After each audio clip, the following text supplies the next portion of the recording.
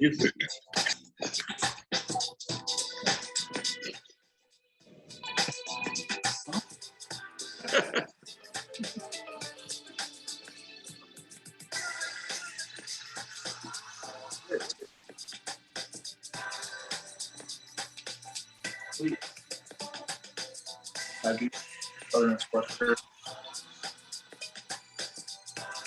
Okay.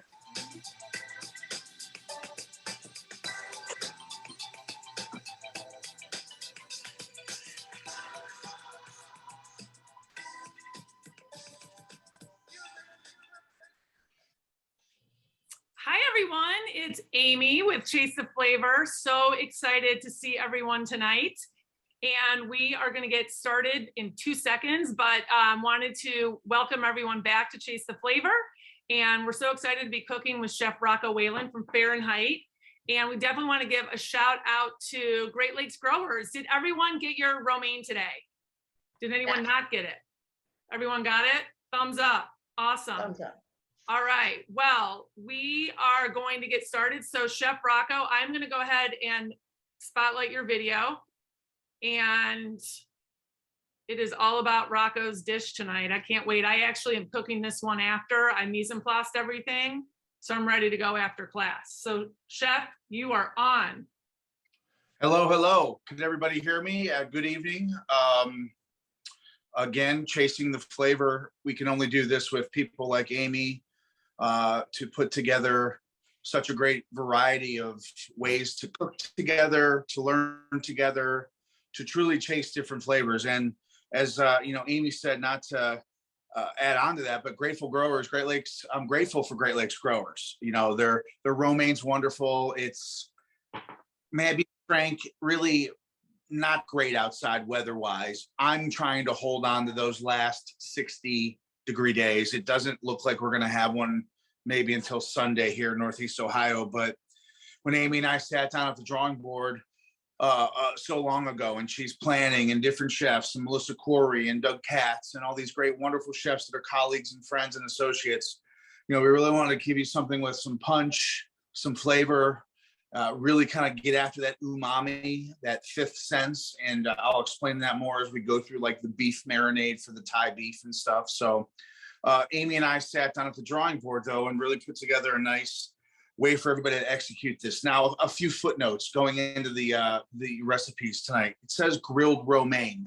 This stuff is the absolute best thing you can grill.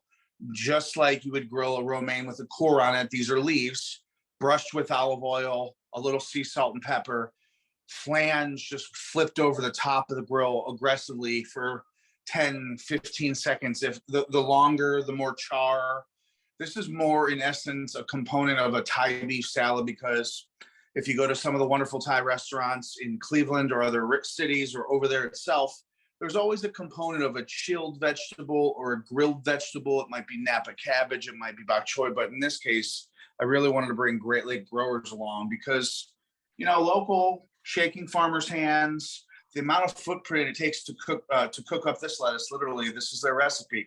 The amount of footprint it takes to cook up this lettuce is much less than traditional farming. So less emissions, less bad environment gases. So this is really wonderful and flavorful. And I recommend that we spin it, wash it always, just because Great Lakes does a great job, but you want to make sure that there's no pesticides or, anything in and around the truck that came on, the other produce in your fridge. So check it out. And then once you do, take a bite of it off the leaf, and fresh, crispy, everything you want. So we have a lot of stuff to do, and I'm vertically going through and down my kitchen line. My wife and I cook often. In fact, we did lamb racks last night, but I've got my beef.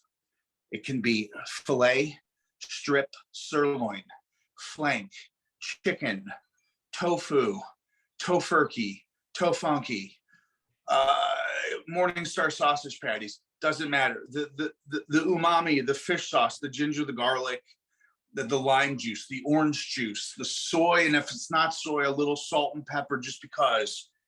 An hour or two before, no more than 6 hours, because that lime and that lemon juice will start to cook the beef. And we don't want to do that. We just want to really take on the essence of the acid from that and the sugar. And If there's a substitute there for you, it's agave or stevia or truvia or honey or no sugar at all. It just depends on what you're looking to do. And it's breaking down this cut of meat. So lid on, controlled, covered. All the ingredients have been, nicely marinated together. And we're just going to let this rock and roll. We're going to not even mess with this till last. We've got curry to make, and I'm ready to make it with you, okay? When I think about curry, I think of Pacific Rim, India as a country, the Indian heritage, cooking. And in this case, when they see me coming in with my curry spoons and this is my curry spoon, a wooden spoon, something to get going on those spices and the garam masala and the red curry paste. There's traditional, and I'm so untraditional in Tremont, 2417 professor, have been for 21 years, that I like to make it a little different. So curry should ultimately have a fruit component, a banana. In this case, we're going to use apples and butternut. Believe it or not, butternut is going to act as if a curry vegetable. We've got onions, carrots, tomatoes, garlic cloves. If traditionally you want to put the garlic cloves in whole, you can. I've already gone and minced mine up, but then we've got, and this is nice, this is like Alton Brown, red curry paste. Yeah. Honey, agave, whatever you want your sweetener. What about maple syrup? That would work too, right? Maple syrup? Maple syrup, Chardonnay, Newberry, come with it, Amy, I know. That's why I'm chiming in. Garam masala. Curry only better with some cinnamon and some notes of coriander. Curry itself, it's got turmeric. It's got, little bits of ginger, little bits of peppercorns, madras, even more turmeric, soy sauce, scallions. That's the recipe lowdown. If I went through it, yes, chef, whole butternut squash, small dice, carrot, apples, onions, garlic, scallions, tomatoes, curry paste. We talked about it. There's red, there's green, there's yellow. I like red in this scenario. Coconut milk. If you don't like coconut milk, almond milk, oat milk, whole milk. But with all that, coconut milk can withstand a lot of heat, boil, reduction. Whole milk can separate. Oat milk, I don't necessarily know all their cooking properties. Almond milk will just be really thin and not give you, or this will thicken up a little in that natural sugar for the coconut. If you're cooking with coconut oil at home, no sense in not using coconut milk in this recipe. And again, soy sauce, honey, garam masala, curry, vegetable stock. Yes, this is important. It's not just water. It's not just canned vegetable, big time sodium, bang, bang, bang. We don't need that sodium. This is the leftover vegetables today. The stalks, the trimmings, the peels, the stuff that touches the earth, and it's boiled slowly with different spices, and we make it, it's nice and subtle. It's neutral in flavor. So this is a vegetable stock. And if you don't have it, and time's of the essence, substitution's great. Go buy that, but get a lower sodium or no sodium at all. Extra sodium doesn't do anything and doesn't add any flavor, just kind of, is there. And we want to season this as we go. So I've got a really nice pan. Viking Kaffelan. Chef, what do you think? Chef, what do you think? It's not so much about the brand or variety of pan. It's what you use it for, how you use it, and all those good kind of things. And it's your go-to. So Lexi and I have all sorts of pans that we like to use. So this is a Viking pan. It's been preheated a little. I'm going to add some oil. First steps first. We're going to take onions, garlic, and we're going to cook it a little bit so it starts the process. Now, I've got my hands here. I'm going to look. Onion. Sizzle. So Chef, Heather couldn't find garam masala at the store, which I think is unusual. I would think Heinen's might have it, but I know I'm close to the West Side Market, so I usually get my herbs at Urban Herbs. But there's also Penzi spices. But that typically would be a spice that you could find at the grocery store, right? It is a spice that you can find at the grocery store. Great question. Ethnicity counts and helps, and the aisles are getting bigger. But if you don't have garam masala, let's get out some allspice, a little bit of coriander, and let's add a little bit to our regular curry. Just a little quick substitution. Okay, so I've got my onions and my garlic. I'm gonna go ahead and add my butternut. It says 3 to 5 minutes on the recipe. I really want to get this going nicely and some of the water to come out of that butternut. I'm gonna add the carrots as well. So in my pan, the onions, the butternut, the garlic, and now the carrots. And again, I've chopped these up ahead of time. If you haven't, good luck. If you have, follow along. And if you aren't in the position to, just follow along and we can finish this off later on. So I've got my vegetable going. Nice and neat in the pan. I've got my spoon, as you guys can see, my curry spoon. So we've got our butternuts, our onions, just a little bit of olive oil, and nice and control on our vegetables. I'm going to take our lid, go ahead and put it right on top. And I'm going to go, and one note of interest for everybody is I have some amazing apples. Chef Rocco was busy today with the rock and roll inductions, and the Steelers are in town on Sunday, if you hadn't heard. So I took my apples ahead of time. I diced them, skin on, little lemon water, close the lid, good to go. I'm just going to strain this real quick. Okay.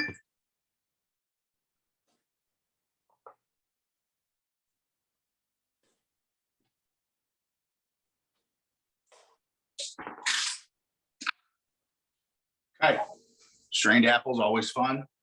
Into our pan, a little bit of water, helps everything out. We've got our butternut, our onions, our garlic, our carrots, our apples. The nice thing about this recipe is you could stop right here and just cook this with vegetable stock, salt, pepper, a little bit of butter, and you have this tremendous, wonderful vegetable hash for Thanksgiving. Extra recipe, cut it in half. Don't use these spices. Traditionally, the curry doesn't go with Thanksgiving, or it does depending on what you're celebrating and what family you're in. This is a wonderful vegetable hash for Thanksgiving. But again, we're gonna let this go for a little bit. Turn on a little bit more heat. You know, these vegetables are gonna need to be soft. They're gonna be cooked through. The onions will be translucent. There's garlic. There's carrots. Take a little bit of time, like potatoes, to cook. There's butternuts. There's onion. So we're going to take a little bit of time with that. And as we go, we're going to identify how we're going to grill our steak or sear our steak. I like the Kaffelon or the Staub or the grill pan. If you don't have it, a seared pan is great. If you don't want to sear it on the stove, you can pop it in the oven at 350, about 20 minutes, preheat that oven. But as we're doing our curry here, I'm going to slide this over. I'm just gonna go ahead and put a really good heat on it and ask Amy if there's any questions as we're just kind of letting our vegetables cook down a little bit. And I was just going to chime in too. That was the perfect timing. Does anyone have any questions too? Anyone that's cooking right now at home? Any questions, or are you caught up? Do you need another minute? For those of you that I can see, doing okay? Debbie, how you doing? Thumbs up. All right, Mark and Al, regulars again. Kate and Candy. Mark, Al, thank you. Appreciate that. Good? Okay. Mic feedback. I have a question. Hi, Heather. It's Shelley. Okay. If we're using a, Oh, whoops. Shelley, you know what? I think you just got muted by accident. okay, if we're using a griddle on our stove, what temperature should we have it for the Medium. steak? Medium to medium high. You know, you want to get a little crust. Great question. You can always finish on the stove, but you can always sear it, Shelley, on the stove and then pop it in the oven, 350, finish it off in the oven. Typically, restaurant chefs do that anyway. The way I cut my steak is a little thinner, so it's not going to take as long to cook. And if you do have a big, thick piece of steak, I would recommend you cut it down into some slivers or some smaller pieces. That even actually helps that marinade infiltrate the beef and give you that really great pie, fish sauce, sugary, wonderful caramelly umami flavor. So I've got our veggies and they're working hard. It's the apples, the aromatics here, the butternut. Great day for a fall vegetable ragu or a hash. It's exactly what we're doing, except we're going to curry it out. And with that being said, we're moving our pan around a little bit. You're starting to see like everything's under control. This is a good time to crack a bottle of wine. If you're interested in having or knowing about what wines go with curry, the spice really doesn't marry well with red wine. It would be a white, a Riesling, a sweeter, a rosé, a champagne, an Alsatian white, something that's got a lot of sugar that can hold up to that spice. Again, yin yang, you're getting spice, you're getting heat. But if you're interested, like a nice cold beer, Sapporo, Sapporo, the sushi, those Japanese type beers in and around Southeast Asia are built and branded to kind of go with curry. And really, shots of tequila are my favorite. And I'm not going to have any tonight, but tequila goes well with curry as well because it just hates that heat and that jalapeno. Think about it. So, and if you're into spice and you want more, add some jalapenos, add some Thai bird chilies. There's no rules, there's no wrong, there's no right. You'll see though, when we start adding this red curry paste, as well as this red curry powder and this madras, which has got some curry too, it's all layers and elements of heat there.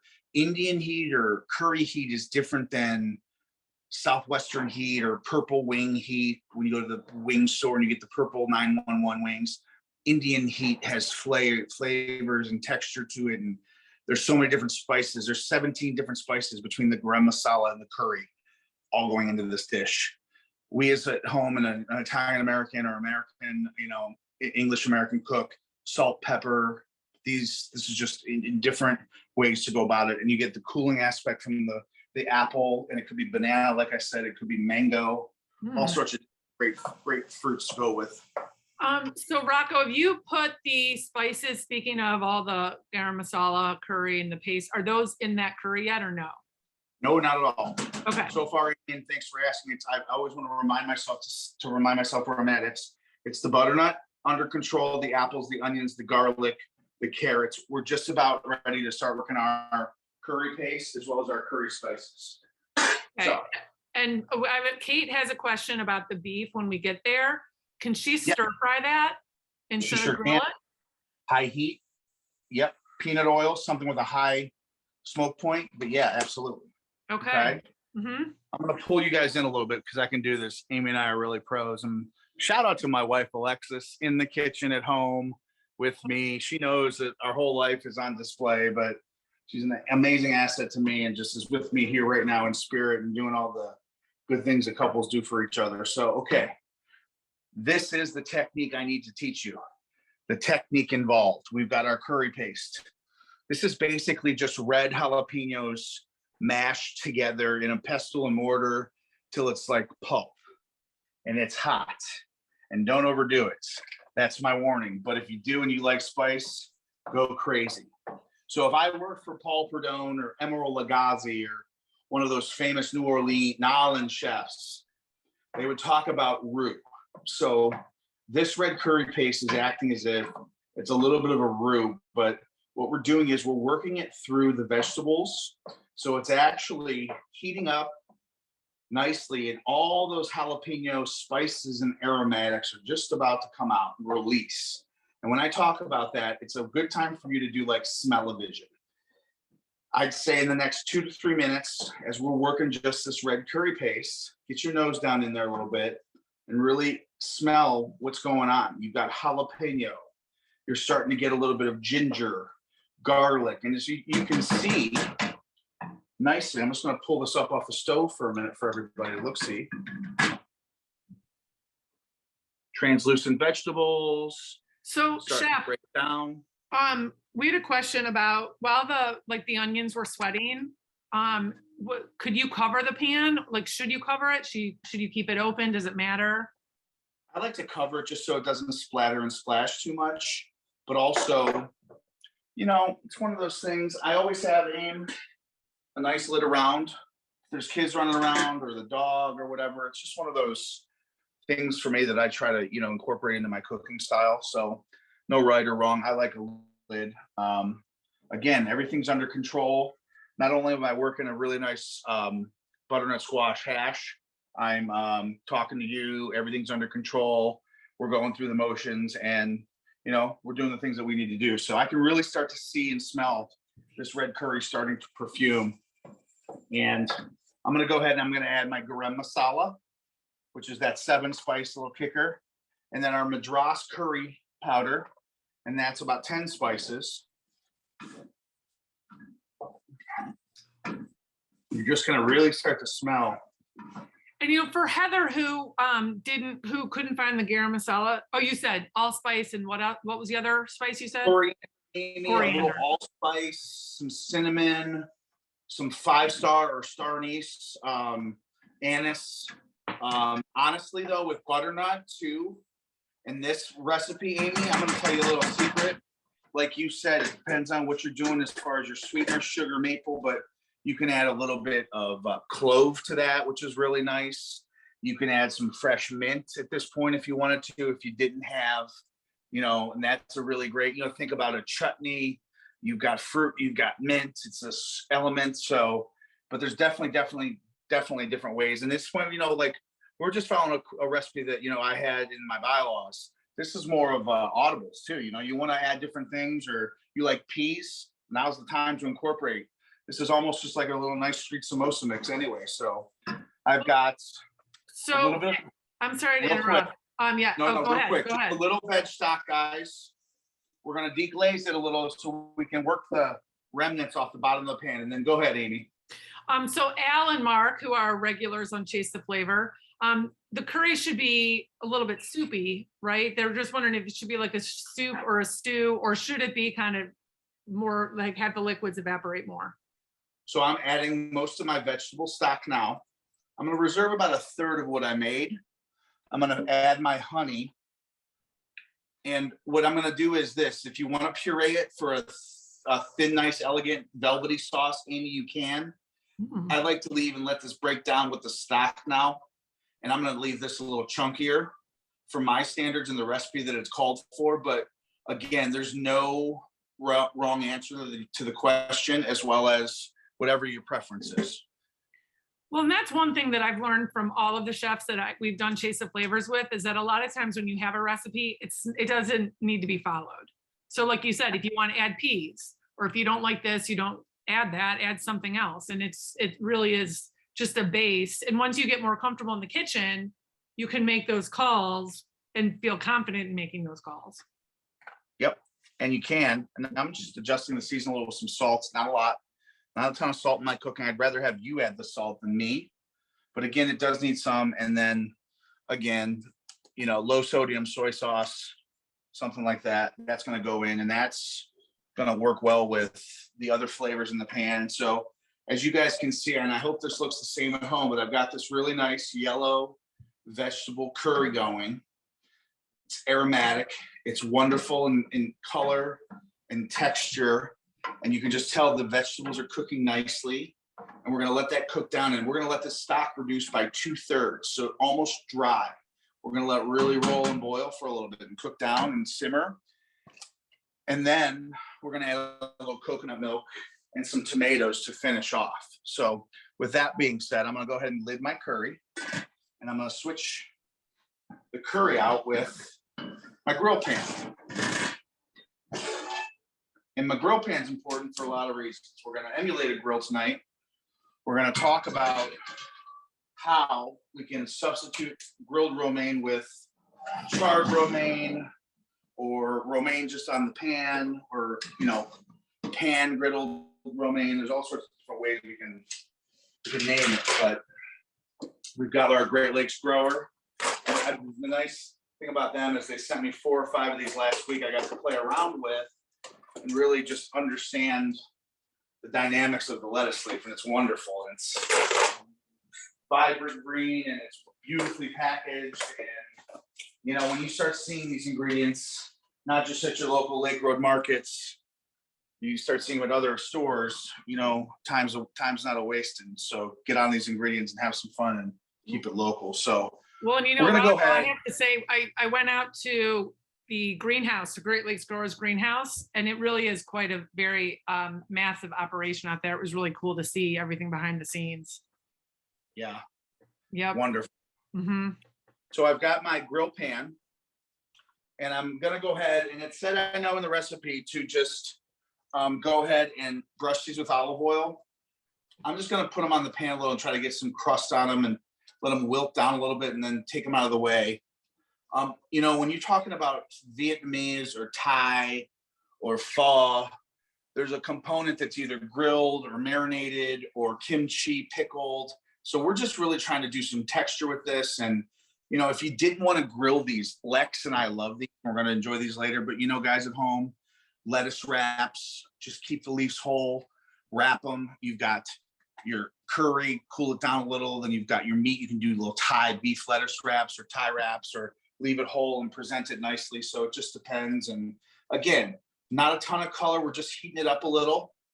It's going to go nicely. See, you're just starting to get translucent a little bit. You can season it with salt and pepper. Doesn't take a long time. Something I do ahead.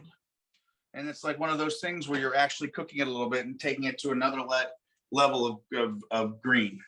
The chlorophyll is starting to come out, and it's just really wonderful.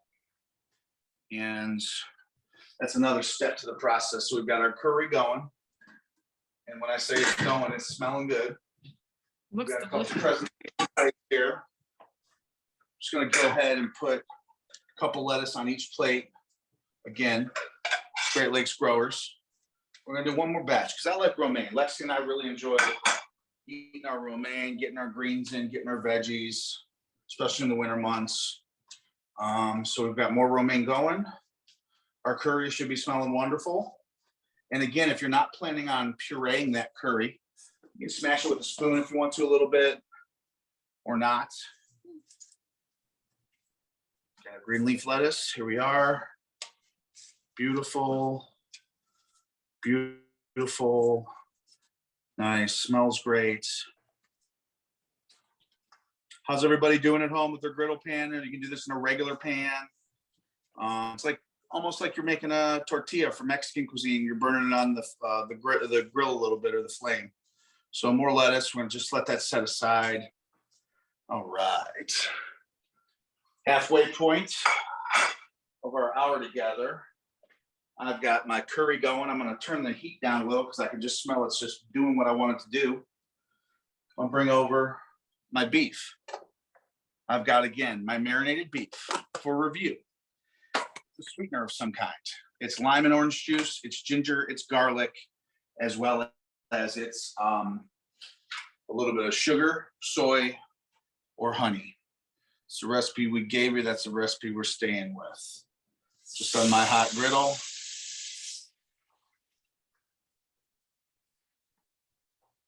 So now, did you put any peanut oil on that, or no? Because it has the grill pan.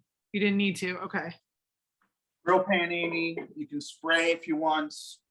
I'm just letting that beef, it's got a little bit of fat on the edge, do its part. You know, the nice thing too is I've got extra beef for lunch tomorrow, so we can cook all that off later. But again, this is going to be about a 7-minute turn time to get to medium rare. So we've got some time to really check in on our curry, go through, and we're going to add our scallions and kind of clean up and kind of get ready to add our tomatoes and our coconut milk. And then this is all going to really come together nicely right at the end as we sit together as a family and eat and enjoy. So give me about 30 seconds. Let me just clean up my area, and I'll be back to you guys momentarily, okay? Okay. So everyone at home, thumbs up. You're doing catching up. Everyone's okay. Heather, thumbs up. Pete and Judy are good. Kate and Cammie are rocking it. Mark and Al seem to be rocking it. Fran, how are you doing, Fran? Thumbs up. Okay. Is that Laura with you? Hi, Laura. Good. Dan and Soph, how are you guys? Okay. Everyone is good, Chef. We're keeping up. Awesome. Yep. I'm good too. We have a lot of regulars, so they're really doing quite well. A lot of after a year of chiming in to chase the flavor, they're really learning a lot from all the chefs. I love it. Everybody's doing well. Keep focused now. The aromas coming out of my kitchen are heavenly. We're having a really wonderful meal in about 5 to 7 minutes. I've got my romaine grilled. I've got my tomatoes ready to go in with my scallions. I've got coconut milk on standby, and I've got my meat that's about 2.5 minutes into a 7 or 8 minute cook time. So in another 2 minutes or so, you'll see me take this and put it over my sink for a second. I'll flip the beef, put the lid back on, and we'll go from there. It's a special moment, you know, in Cleveland, Ohio, when a chef can welcome you into our home for great causes and for great opportunities to connect with people, because connectivity after this post-pandemic lifestyle that we're all living is so much more meaningful to these chef-driven guys and girls all around the city that you guys populate our restaurants with. So this is my eat local moment. If you have a chance to eat local, you should. Because I can guarantee you right now, the chef at Buco de Beppo up on Westlake, or the chef downtown in McCormick and Schmick's, or probably doesn't want to have you into their home, or maybe don't have the corporate sign off, but it, you know, it was for me, for Amy, for Chase the Flavor, for the, you know, the hospital networks that we have. I just enjoy and do what I do. So happy to help, happy to enjoy, happy to eat local. Taking my pan, moving it over to my sink for a minute. Gonna flip my steaks. So, Chef, you know what?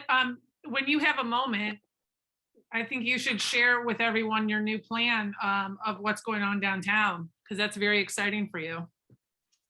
Oh yeah, that's it. Yeah, we're doing that little change. We're gonna take the Fahrenheit concept downtown Cleveland to the old John Q's space on Public Square, and Lex and I are gonna open a restaurant there for all everybody to enjoy. A rooftop space, downtown location, room for weddings with our friends at Old Stone Church just a block away, and more than excited. I don't want to say too much because we're in the beginning planning stages, and you know how that goes. It's want to deliver on all my promises, so we'll keep the promises to a minimum, but my heart and passion goes out to the people in the city of Cleveland. And whether you've had a sandwich with me on a food truck, or we rolled our sleeves up to the side of a Brown Stadium pylon or cement divider and had a sandwich or something there, like, I love the people of Cleveland. I'm just happy to be able to enjoy it. So 3.5 minutes, I flip my meat. It's on medium well. It's covered. It's under control. My curry is doing nothing more than what it should be doing, making the entire neighborhood smell wonderful, as well as permeating the house. I'm gonna go ahead and put my fan on a little bit, if you don't mind. Dan had a question about the beef, if it was cooking yet, and yes, it is, Dan. And I think, Rocco, you said about 7 minutes for medium and about 9 for medium rare. I'm sorry, 7 for medium rare. So for medium rare, about 9 for medium. And you know, great question, Dan. My meat's been on for about 4 minutes, and I flipped it 2 minutes ago, and I'm going to go ahead and just shut it off, and that'll be a perfect medium rare when I'm ready to open it up a little bit, and when I'm ready to finish off the meat. So we're about 2 minutes away on this curry from adding a little coconut milk, our tomatoes, and our scallions. It's 6:34. You're going to want to pick your plates, decide what you're having to drink, take some credit where credit's due, tap yourself on the shoulders. With the ingredients and the spice component and the different flavors and the vegetables, in the last 34 minutes, we've successfully navigated our way around together some 30 plus ingredients, 35 ingredients. The vegetables, the beef, the garlic, the ginger, the spices, the 10 spices in the garam masala, the 17 spices in the curry, the turmeric, the romaine, the Great Lakes growers, the coconut milk, the beef, the scallions, everything. So I'm excited. I'm going to open up my coconut milk. And again, you can use coconut milk. You can substitute oat. You can substitute almonds. Just understand that this is something traditional that they use in Thai cooking, and we want to be as traditional as possible. Don't have to add a lot, just about a cup, less than. Okay. Stir it just a little. Ooh. So good. Can't wait to make this. Now, The beauty of this too, guys at home, is this curry is wonderful tonight, but it's even better as those flavors marry in the fridge during leftovers tomorrow and the next day. And if you have the right containers and you want to freeze it, it's very freezable and very doable. So the coconut milk. So chef, the recipe, Sue just chimed in that the recipe said 2 cans of coconut milk. Is that supposed to be 2 cups? You know what? This is 4 cans. Oh, Because cans are about 8 ounces, Amy, and my team just put together. Okay. I always kind of like yeah, have a little more on hand just because. So that's you're not wrong, Sue, but it is 2 cans, 8 ounces, 16 ounces. So yeah, it's 2 cups either way. You're right. So that was 4 cups, and I used just a little bit less. I'm gonna use just a little bit right before we sell it, right before we finish it. Okay. Lid off. My tomatoes and my scallions. You don't like scallions? Omit them. You can add something different. You can add chives. You can add, like I said, some Thai basil, some mint, some, just different ingredients. So these tomatoes are going to let off a little bit of their moisture as well. It's a water vegetable. But this is where you probably want to go ahead and either puree some of it, puree all of it for my friends at home, taste it, season it a little bit with some salt and pepper. And then I'm going to take a 2-minute quick break. And then we're going to plate some of this fun stuff up. If I can do that, and I'll be right back with you, okay? sounds good. Thanks, chef.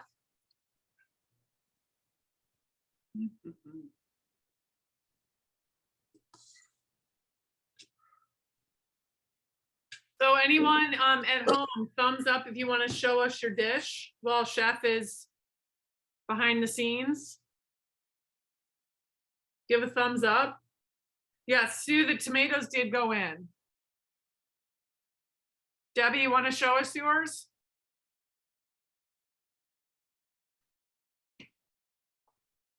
All right, hang on, Debbie. I'm gonna Debbie, you can unmute yourself. Oh, you unmute. I'm gonna highlight. Yep.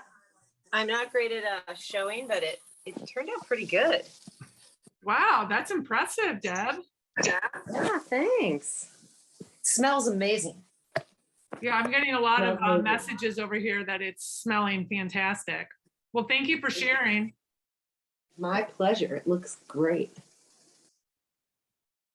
Anyone else want to share?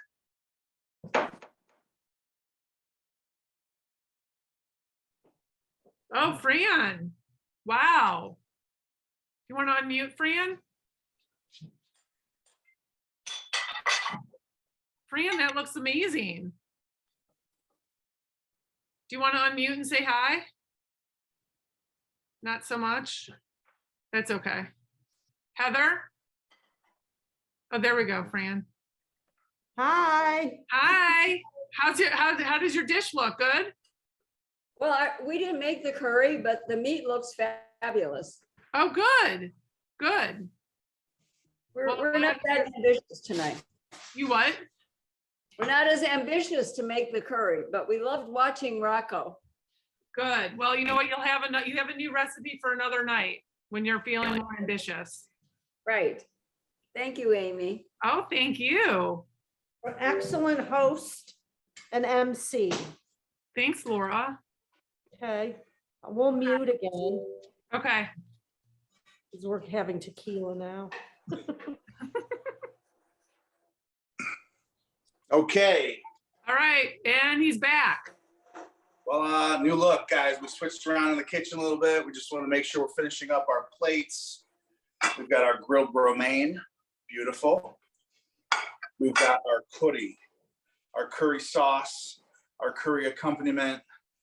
We've got just a really wonderful, you can use a burr mixer, a hand mixer. You can use the greatest invention ever, which is the Vitamix 5200 bar blender. Shout out Vitamix, not because of any other reason. Love them. Chase the flavor, always putting great partnerships together. Thai beef. Okay, the best thing about this recipe is when you pull the lid for the first time, and I've actually waited because I didn't want to spoil the surprise for everybody. So we've got the fish sauce under here, the sugar, the ginger, the garlic, the lime, the orange. We're gonna go ahead and we're gonna take our lid off. And shout out Franny Belkin before Keno. Rock Hall inductions this weekend. You know Belkin's busy. You know where they're gonna be, but they're cooking with me on Tuesday night. Go get it. Jules, love you, babe. Michael, the whole Belkin organization and family. Okay, our Thai beef comes out, goes onto our cutting board. Oh, this is wonderful smelling. You smell that fish sauce. You smell that garlic, the ginger. We'll go ahead and put that right on the stove. Okay, let's see how we did, chef. Some Thai beef. We're gonna cut it. Nice thing is, ooh, for everybody home, I like medium well. Again, it's up to you guys. I do a couple different ways. I've got a bigger piece here that's definitely going to be a little less cooked. Nice thin strips though. And I like to do a little bit more than just enough for the two of us at home so that we, or if you're with family, you can pick at it a little bit. So I'm going to go ahead. I'm going to take some of my nice Thai beef. I'm going to just stretch it a little bit over my romaine. Crisscross, just like a chef would do. Oh, Chef Rocco, what's the secret? It's this. It's just crisscrossing it with a pair of tweezers. And those are some long tweezers. Thank you. I mean, The dentals.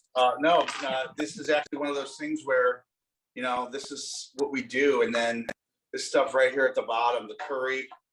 So the lettuce starts to wilt a little bit and really start to just take on that curry flavor and the vegetables.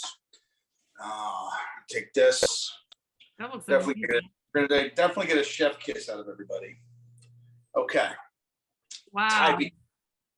Grilled, seared, Really good. crispy, charred, whatever. Great Lakes romaine. Curry sauce. All the vegetables, all the curry, all the feels, all the energy.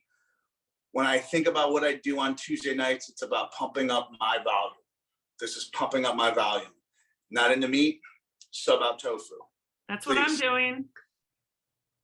I'm gonna plate up another one. Well, and you know what, chef? It's so fantastic. It's 6:45. That was like a full meal in under an hour. And I know a lot of people are always looking for quick recipes that are flavorful and have a lot of depth to them. And this does, and we did it in under an hour. I think so. Beef's wonderful. Had to taste it, had to sneak a little taste in. This is where I start to open it up a little bit for Q&A. Anybody has any questions, please feel free. If not, this is where I, get ready to summon the triangle, the dinner bell, and Lexi and I'll eat here in a little bit. And, we're eating this meal tonight. These are the meals that we try to eat. We try to eat at home, believe it or not. There's a lot of times when I come home and eat and then go back to the restaurants or go back downtown or Harry Styles or, whatever was going on last Monday night, Harry Styles for all those parents, children and daughters. But we try to eat like this and we try to be wholesome about it too and get a couple meals at home every week. And again, besides the carbohydrates and some of the vegetables that we use, no carbs really, no bread, no pasta, almost a one pot meal. But again, we use so many different ingredients. It came together nicely. Curry and beef is a natural marry. Again, romaine, Great Lakes. I mean, I'm happy. I'm real happy. I'm excited to eat.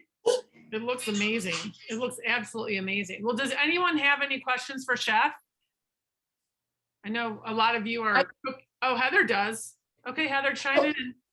Did you say you would puree that or do not puree it? You certainly can, Heather. Okay. I like to leave it chunky, but you can puree the whole thing as into a soup or a sauce. Okay. I like it just like this, though. My curry is a little chunkier. I can taste the different vegetables, and it's really nice. Okay, cool. Thank you. You're welcome. Thank you. It looks great. Any other questions for Chef? I'm here for him. Anyone? I mean, I think, Sue is wondering if you could use pasta. Yes, zucchini noodles, pasta. Substitutions are really, really wonderful, and there's those restaurants that won't substitute things for you, shame on them, because we think everything's cool. And you know, if it's not pasta, it could be egg noodles, it could be rice noodles, make a nice little rice bowl. It could be basmati rice, jasmine rice, raisin studded turmeric rice, a nice grape mango pineapple salad, a nice, you know, Pacific fruit salad of some kind. Really wonderful. You're going to get some heat off the curry though, so temper it yourself and see what you think. And here's a great question from Suzanne. How do you maintain your passion? My wife and I stay very connected. We have a big family. The best lessons I think in life right now and today and through my last 44 years walking this God's green earth, our great family lessons are learned at the dinner tables. And I think if we go back to the dinner tables a little bit more and just start refining how we think and get off the technology for an hour or two on Sundays, there's lessons to be learned, and that's my passion. But also very grateful to the people of Cleveland, to the growers, to the restaurateurs, to the, you know, EZA events, the people that have backed me and supported me for so long. You know, I rode through the thick and the thin with Cleveland as a young man, and I'm compassionate about Cleveland like I am about Charlotte, you know, and I love the cities that I employ people in, pay taxes in, and, you know, compassion is complacency is something chefs never ever want to experience. So you got to keep the coal in the fire and keep throwing coal on the furnace and just be compassionate and be a lovable guy. So I got a great team around me too, though. That doesn't go without saying. Well, that was an awesome ending point, I think. So thank you, Chef. Is Lexi home yet? Tell her I said hi. Thank you. I will. 13 minutes to spare. You guys have a great night. And thank you for taking time out of your busy week. I know you're busy. So thank you to everyone for chasing the flavor with us. Our next class is on November 8th with Chef Brian Evans from On the Rise, and he's going to be doing some Thanksgiving sides. So stay tuned for that and enjoy your dinners, everyone. Thanks again for chasing the flavor.